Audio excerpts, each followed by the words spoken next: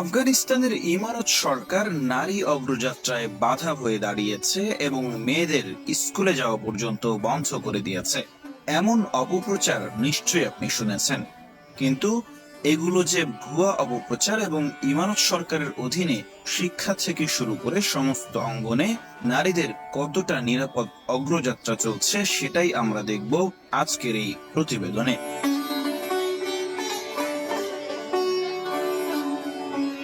পশ্চিমা সংবাদ মাধ্যমে খুব ফলাও করে প্রচার করা হয়েছিল যে ইমারত সরকার ক্ষমতায় আসার পর মেয়েদের স্কুল কলেজে যাওয়া বন্ধ করে দেয়া হয়েছে, অথচ এই সাময়িক নিষেধাজ্ঞা যে কিছুদিন পরেই তুলে নেওয়া হয়েছে এবং আফগান মেয়েরা যে শালীনভাবে পুনরায় স্কুলে যাওয়া শুরু করেছে সেই রিপোর্ট কোনো মিডিয়া প্রকাশ করেনি। অনুসন্ধানে দেখা গেছে ইমারত সরকার ক্ষমতায় আসার পর দেশব্যাপী ভঙ্গুর অবস্থার কারণে নারীদের নিরাপত্তার কথা বিবেচনা করে সাময়িকভাবে মেয়েদের স্কুল কলেজে যাওয়া স্থগিত করা হয়।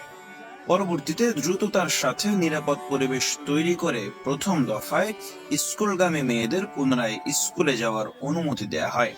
ইমারত সরকারের অন্যতম মুখপাত্র সাদেক আকিফ আল জাজিরা কি বলেছেন, সরকার কোনোভাবেই নারী শিক্ষার বিরোধী নয়, বরং মেয়েদের জন্য নিরাপদ পরিবেশ তৈরি করে ধাপে ধাপে তাদের শিক্ষাঙ্গনে ফেরার পরিবেশ সৃষ্টি করা হচ্ছে। প্রথম পর্যায়ে স্কুলের অনুমতির পর শীঘ্রই কলেজ পর্যায়েও মেয়েদের অনুমতি দেয়া হবে। বর্তমানে স্কুল পর্যায়ের সমস্ত আফগান মেয়ে যে স্কুলে গিয়ে পড়ালেখা করছে সেই সংবাদ ইচ্ছাকৃতভাবে পশ্চিমা মিডিয়া এড়িয়ে গেছে।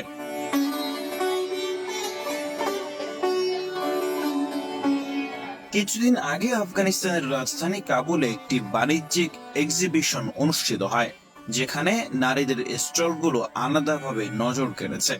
এসব স্টলে মেয়েরা তাদের তৈরি বিভিন্ন খাদ্য, পরিধেয় এবং প্রসাধনী সামগ্রী বিক্রি করছে।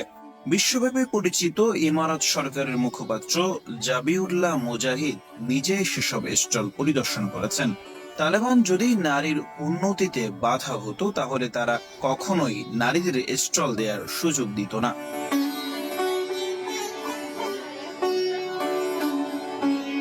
সম্প্রতি কয়েকটি আফগান চ্যানেলে প্রচারিত ফুটেজে দেখা গেছে আফগান মহিলারা গভীর মনোযোগের সাথে সেলাই কাজে ব্যস্ত।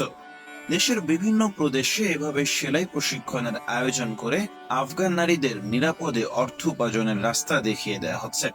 তাদের সেলাইকৃত এসব পোশাক দেশের বাইরেও রপ্তানি হচ্ছে।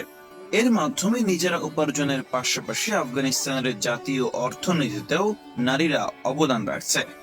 ইসলামের ফরজ পর্দার বিধান মেনে এবং ঘরের মধ্যে থেকেও কিভাবে উপার্জন করা যায়, আফগান এসব মহিলা সেটা চোখে আঙুল দিয়ে দেখিয়ে দিয়েছে। নিরপেক্ষ বিশ্লেষণে দেখা গেছে নারীদের শিক্ষা, চলাচল এবং কাজকর্ম কোনো কিছুতেই তালেবান বাধা সৃষ্টি করেনি, কিন্তু বাইরের পরিবেশ যেহেতু নারীদের জন্য অনুকূল নয়, তাই প্রত্যেকটা ক্ষেত্রে কিছু নীতিমালা আরোপ করে নারীদের নিরাপত্তা নিশ্চিত করা হয়েছে এবং চিকিৎসা, শিক্ষা সহ বিভিন্ন ক্ষেত্রে যে নারীদের ভূমিকা অতি জরুরি সেই প্রয়োজনীয়তা অনুভব করে এসব ক্ষেত্রে নারীদের উপযুক্ত পরিবেশ তৈরিতে ইমারত সরকার অগ্রাধিকার ভিত্তিতে কাজ করে যাচ্ছে।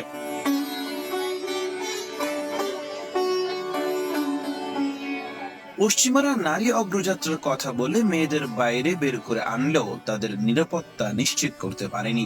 প্রতিনিয়ত কর্মক্ষেত্রে মেয়েরা নানাভাবে নির্যাতিত হচ্ছে। তার বিপরীতে ইসলামের ফরজ বিধান মেনে বোরকা ও হিজাব পরেও কিভাবে রোজগার করা যায়, শিক্ষা অর্জন করা যায়, সেটা আফগান মেয়েরা চোখে আঙুল দিয়ে দেখিয়ে দিয়েছে। মামনুন বিন মাসুদ, আন্তর্জাতিক ডেস্ক।